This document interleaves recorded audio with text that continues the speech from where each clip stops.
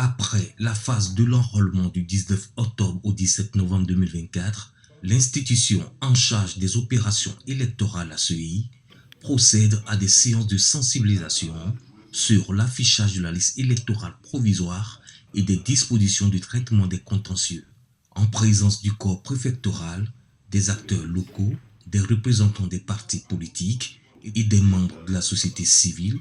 Ibrahima Bayo, commissaire central, superviseur de la CEI des régions du Poro et de la Bagoué, invite tous les citoyens inscrits sur la liste provisoire dans les différents centres d'enrôlement à compter du 17 mars 2025 pour des besoins de vérification et de notifier toute erreur. Donc du 17 au 21 mars, ces listes seront affichées dans nos centres. Vous allez regarder et à partir du 22 mars, vous avez le citoyen à 15 jours pour venir faire sa réclamation. Et pour recevoir ces réclamations, dans nos commissions électorales locales, nous allons ouvrir des bureaux.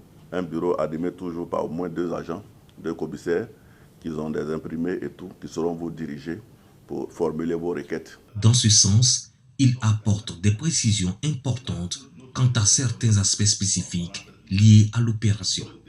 Maintenant, le citoyen qui n'est pas satisfait de la décision de la CEI, il a encore l'opportunité d'engager une procédure judiciaire devant le juge de la section du pôle de rattachement de son domicile. Il va saisir le tribunal. L'instruction a été donnée pour que ce soit gratuit. Ils ont 3 jours pour ça. Ils vont juste chez le greffier et ils notifient ce qu'ils reprochent à la CEI. Après ces 3 jours, le juge va avoir 5 jours pour trancher. La décision du juge maintenant va s'imposer aussi bien à la CEI qu'au requérant.